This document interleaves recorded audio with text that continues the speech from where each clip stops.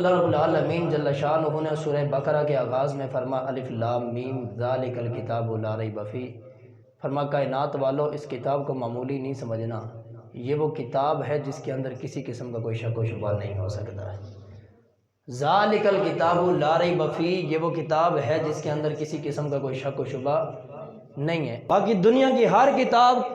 میں شک ہو سکتا ہے، کمی پیشی ہو سکتی ہے، غلطی ہو سکتی ہے، کسی کتاب کی کوئی گارنٹی نہیں ہے، لیکن واحد اللہ کی کتاب قرآن مجید ہے، اور جس کی گارنٹی خالق کائنات نے خود دی ہے۔ فرما کائنات والو یہ وہ عظمت والی کتاب ہے جس کے اندر کسی قسم کا کوئی شک و شبہ ہو ہی نہیں سکتا ہے۔ اس کی پہلی وجہ، 3 وجہ میں نے عرض کرنی ہے۔ پہلی وجہ یہ ہے کہ باقی دنیا کی کوئی کتاب اٹھا کر دیکھیں، چاہے وہ دینی کتابیں ہیں یا دنیاوی کتابیں، ہر کتاب کا مصنف انسان ہے۔ ریاضی بھی کسی انسان نے لکھی ہے، سائنس بھی کسی انسان نے لکھی ہے، فقہ بھی کسی انسان نے لکھی ہے، اور اسی طرح آپ دیگر جو دنیاوی کتابیں ہیں یا دینی کتابیں، ہر کتاب کا مصنف انسان ہے۔ مگر یاد رکھنا قرآن کی گارنٹی رب نے اس لیے دی ہے، یہ قرآن کسی انسان کا لکھا ہوا نہیں ہے، بلکہ یہ قرآن میرے رب العالمین کا کلام ہے۔ اس لیے رب نے گارنٹی دے دی ہے کہ باقی کتابوں میں تو شک ہو سکتا ہے مگر قرآن میں شک نہیں ہو سکتا۔ اور دوسری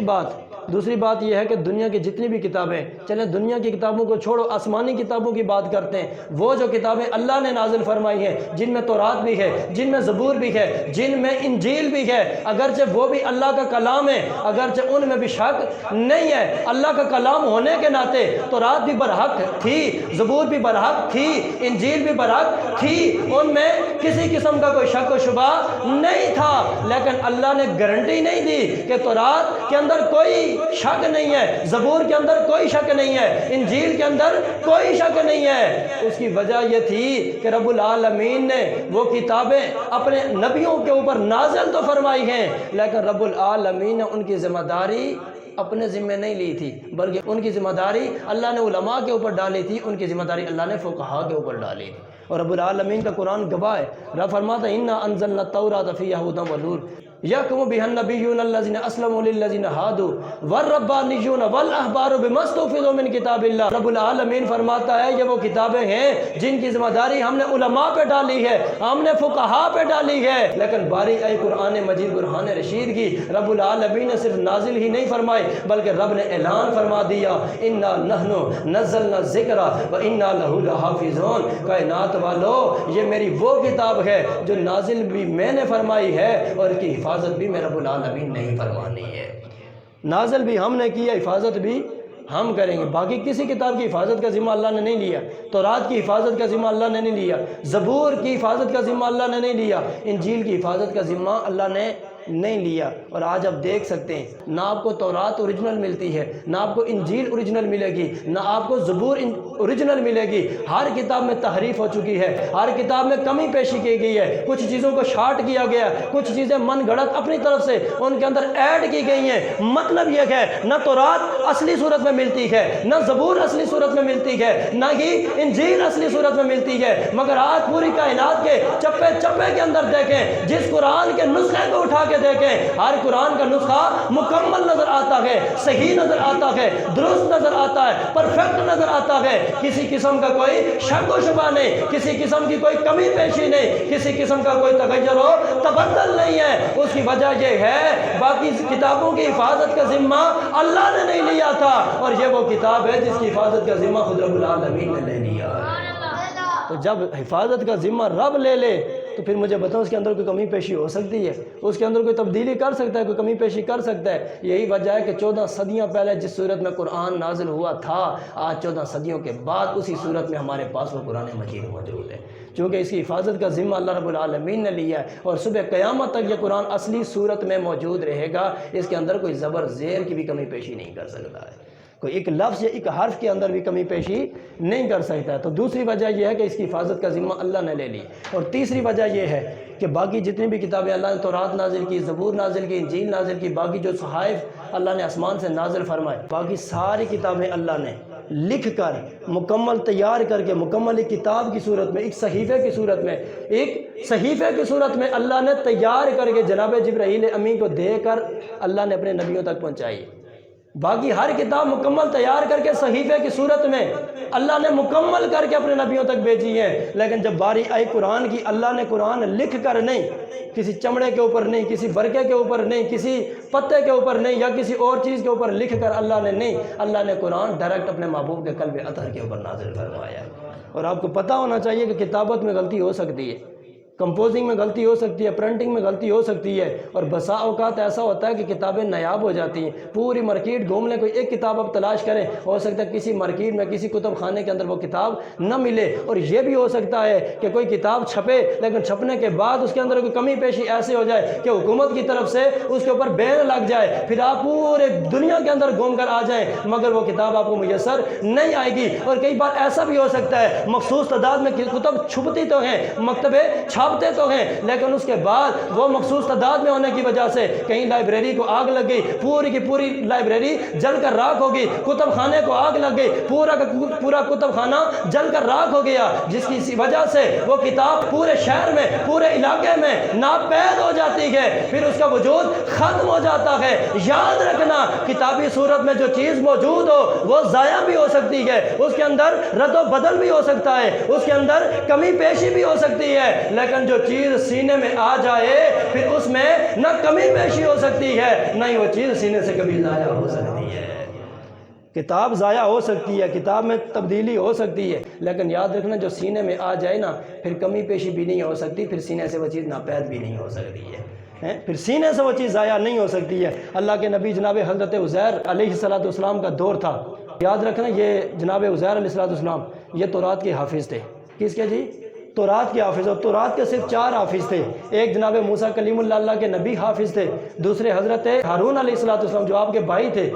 وہ اس تورات کے حافظ تھے، اور تیسرے جناب حضرت عزیر جو اللہ کے نبی تھے وہ تورات کے حافظ تھے، اور چوتھے یوشع بن نون جو جناب موسیٰ کلیم اللہ کے غلام تھے وہ بھی اس تورات کے حافظ تھے۔ ان 4 کے علاوہ کوئی اور تورات کا حافظ نہیں تھا، توجہ میری طرف رکھیں، 4 حافظ ہے ٹوٹل تورات کے۔ اب جناب عزیر علیہ السلام کا دور ہے اور آپ ہی واحد اس دور کے حافظ ہیں تورات کے۔ جناب عزیر جا رہے کہ سفر کے اندر دوران سفر کسی مقام پہ پڑاؤ ڈالا، ادھر اللہ رب العالمین نے ان کی روح نکال لی، اب روح پرواز ہو گئی، آپ کا وجود اطہر وہیں پہ پڑا ہوا ہے، سالوں بیت گئے، آپ کا وجود پڑا ہے، جسم میں روح نہیں ہے۔ اور یہ بھی میرے رب کا کرشمہ ہے، میرے رب کی قدرت ہے کہ 100 سال تک رب کا قرآن کہتا ہے اللہ کے نبی عزیر کی روح نکل گئی، وجود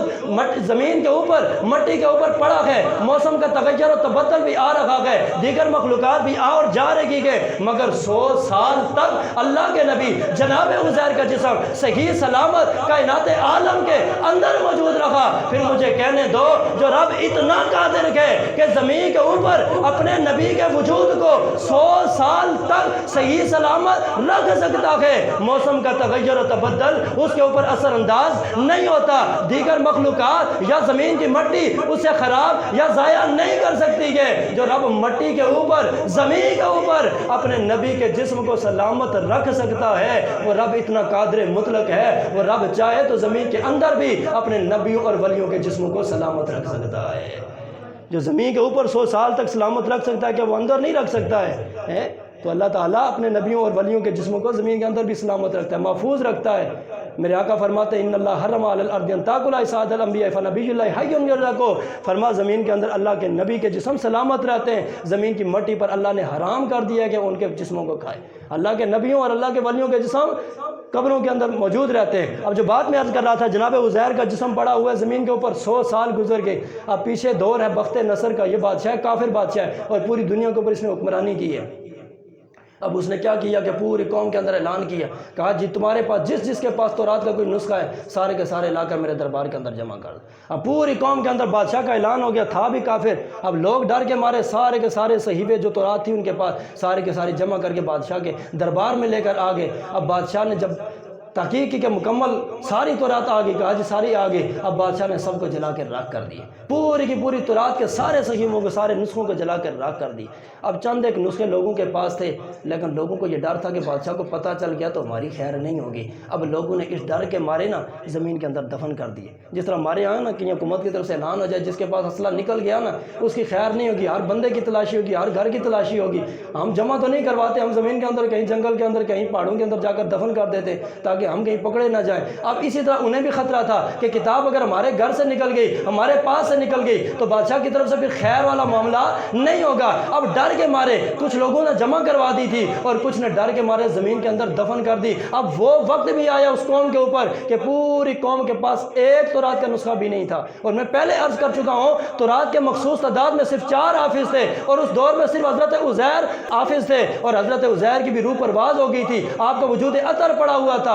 اب پوری قوم کے پاس ایک حافظ بھی تورات کا نہیں تھا۔ اب قوم کے لیے بہت بڑا مسئلہ بن گیا، تورات کا ایک نسخہ بھی نہیں ہے، اسی کو دیکھ کے تو پڑھتے تھے، اسی کو دیکھ کے تو علماء واعظ و نصیحت کرتے تھے، اسی کے ذریعے درس و تدریس کرتے تھے۔ اب علماء کے سینوں میں بھی محفوظ نہیں ہے، کسی کے پاس وہ کتابی صورت میں بھی تورات نہیں ہے۔ اب مسئلہ بن گیا تبلیغ کیسے کریں، ہم رب کے احکامات کے اوپر عمل پیرا کیسے ہوں۔ اب علماء بھی پریشان ہیں، فقہاء بھی پریشان ہیں۔ ادھر 100 سال بیت گئے، ادھر 100 سال بیت گئے۔ 100 سال کے بعد اللہ نے اپنے نبی جناب حضرت عزیر کے وجود کے اندر واپس روح لٹائی، اور کمال رب العالمین کا یہ ہے کہ جناب عزیر زندگی کے جس حصے میں، زندگی اور عمر کے جس حصے میں آپ کے جسم سے روح نکلی تھی، رب نے 100 سال کے بعد جب دوبارہ زندگی دی، روح لٹائی، تو آپ عمر کے اسی حصے کے اندر موجود تھے۔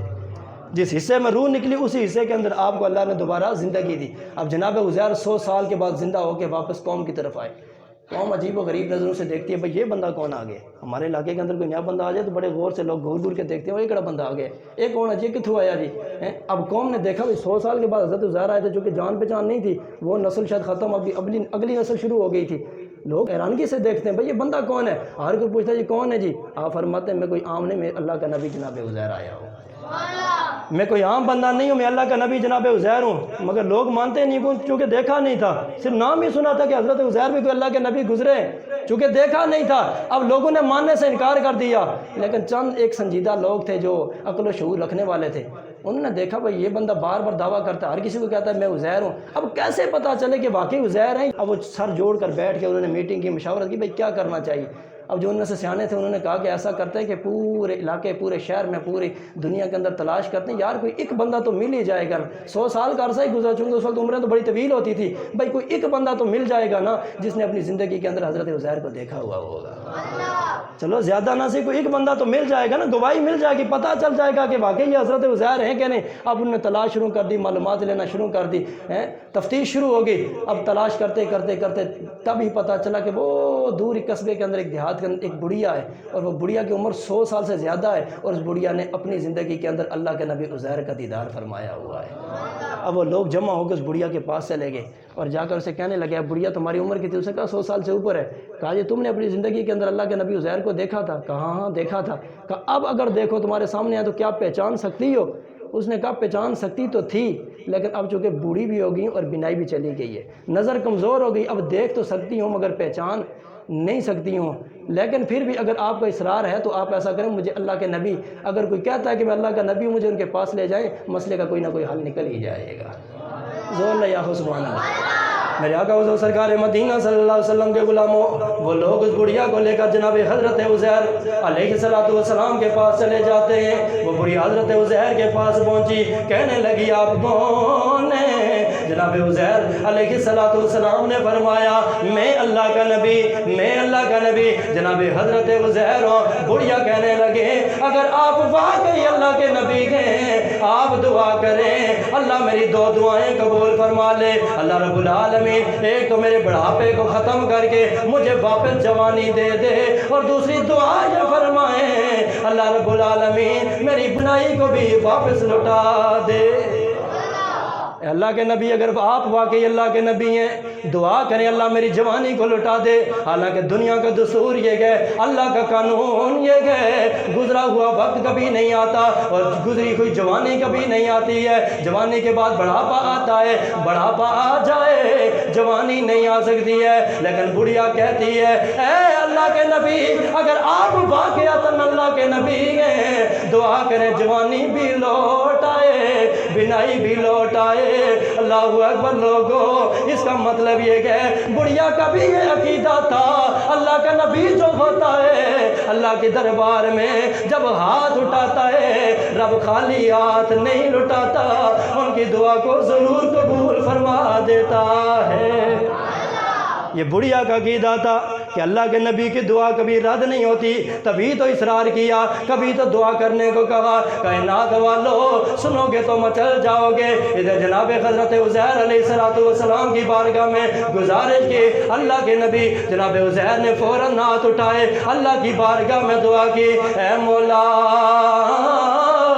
تیری بارگاہ میں التجا ہے، اس بڑھیا کو جوانی بھی دے دے، اس کی بینائی کو بھی واپس لٹا دے۔ اے کائنات والو بس ہاتھ اٹھانے کی دیر تھی، دعا کرنے کی دیر تھی، اللہ نے بڑھیا کو جوانی بھی دے دی، اللہ نے اس کی بینائی کو بھی واپس لٹا دیا ہے۔ جوانی بھی لوٹ گئی اور بڑھاپا بھی ختم ہو گیا اور آپ کی بینائی بھی لوٹ کے آ گئی۔ اب جب بڑھیا کو بینائی ملی، جوانی ملی نا، جو ہی نظر جناب حضرت عزیر کے چہرے کے اوپر پڑی، بے ساختہ پکار اٹھی، کہنے لگی میری قوم سن لو، اور اس بندے کے اوپر شک نہ کرنا، یہ بندہ کوئی اور نہیں، واقعتاً اللہ کے نبی جناب حضرت عزیر ہے، یہ کوئی اور نہیں ہے، واقعتاً اللہ کے نبی جناب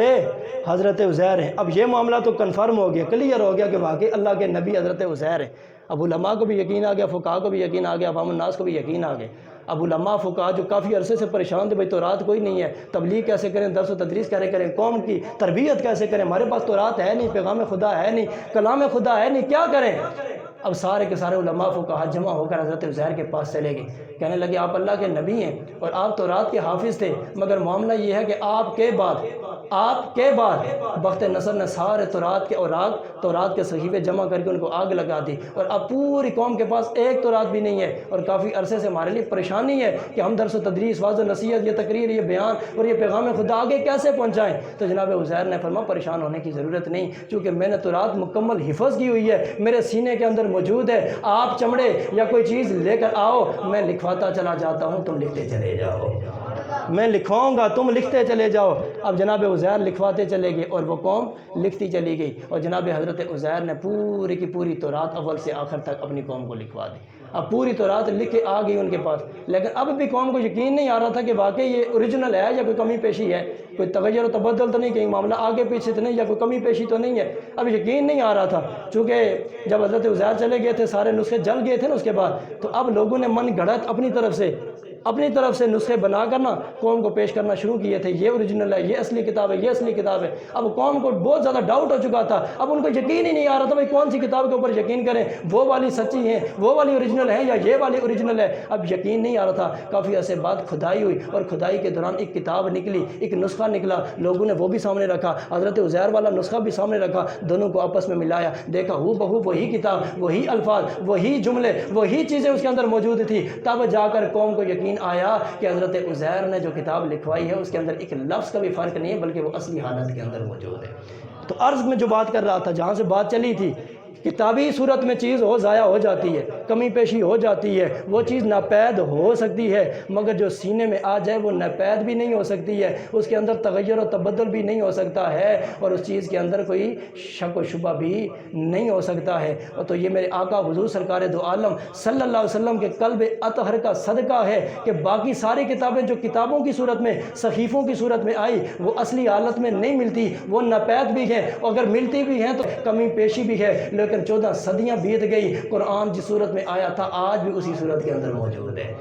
اس کی وجہ یہ ہے کہ اللہ نے کتابی صورت میں نہیں، اللہ نے برگوں کے اوپر، چمڑوں کے اوپر لکھ کر یا پتوں کے اوپر لکھ کر نہیں بھیجا، بلکہ اللہ نے ڈائریکٹ قلب مصطفیٰ کے اوپر نازل فرمایا، جس کی وجہ سے آج بھی اپنی اصلی صورت میں موجود ہے۔ اور یہ میرے آقا حضور کے قلب اطہر کی برکت ہے۔ باقی کسی کتاب کے کوئی حافظ 2 4 10 20 سے زیادہ نہیں تھے، لیکن قرآن ایسی کتاب ہے جس کے حافظ لاکھوں اور کروڑوں کی صورت میں نظر آئیں گے۔ آج ہر دوسرے گھر میں حافظ قرآن موجود ہے، ہر دوسرے محلے کے اندر حافظ قرآن موجود ہے، آج ہر شہر کے اندر درجنوں اور سینکڑوں کی تعداد میں حفاظ کرام موجود ہیں۔ مدارس کے اندر چلے جائیں، درجنوں اور سینکڑوں حفاظ کرام آپ کو نظر آئیں گے، یعنی اس پوری دنیا کے اندر لاکھوں کروڑوں حفاظ آپ کو نظر آئیں گے۔ وجہ کیا ہے؟ وجہ یہ ہے کمال میرا نہیں، کمال آپ کا نہیں، کمال ہمارے بچوں کا نہیں، کمال ہمارے سینوں کا نہیں، کمال ہمارے ذہنوں کا نہیں، کمال ہماری زبانوں کا نہیں، بلکہ کمال تیرے اور میرے سونے آقا کے قلب اطہر کا ہے کہ ان کی برکت کی وجہ سے اللہ نے اس قرآن کو آج ہر سینے کے اندر محفوظ فرما دیا ہے۔ آج لاکھوں سینوں کے اندر موجود ہے۔ اللہ فرماتا ہے وَلَقَدْ يَسَّرَ الْقُرْآنَ لِلذِّكْرِ، ہم نے اس قرآن کو بڑا آسان بنا دیا ہے۔ یہ قرآن پڑھنا بھی بڑا آسان ہے، یہ سمجھنا بھی بڑا آسان ہے، اور اس کو یاد کرنا بھی آسان ہے۔ اس لیے آج جب یہ قرآن پڑھو نہ کھول کے، یا کسی قاری قرآن حافظ قرآن کو پڑھتا ہوا سنو، نماز تراویح کی صورت میں سنو، تو سننے کے بعد مچل جایا کرو اور اللہ کا شکر بھی ادا کیا کرو، اور ساتھ ساتھ حضور کی ذات پہ درود و سلام بھی بھیجا کرو کہ ہمارا کوئی کمال نہیں ہے۔ آج اگر حفاظ کے سینوں میں یہ قرآن موجود ہے تو یہ مصطفیٰ کے سینے کی برکت ہے۔ تو اس لیے رب العالمین نے فرمایا لا ریب فیہ، کائنات والو ہر کتاب میں شک ہو سکتا ہے مگر اس کتاب میں شک نہیں ہو سکتا، اس لیے کہ یہ کلام خدا کا ہے۔ دوسری بات یہ کہ اس کی حفاظت اللہ نے اپنے ذمہ لی ہے۔ تیسری بات یہ ہے کہ اللہ نے اسے اپنی مخلوق کے سینوں کے اندر محفوظ فرما دیا ہے۔ کتابوں میں ہوتا تو شاید کمی پیشی ہو جاتی، شاید تغیر و تبدل ہو جاتا، مگر چونکہ سینوں میں ہے لہذا آج 14 صدیوں بعد بھی اصلی صورت کے اندر موجود ہے۔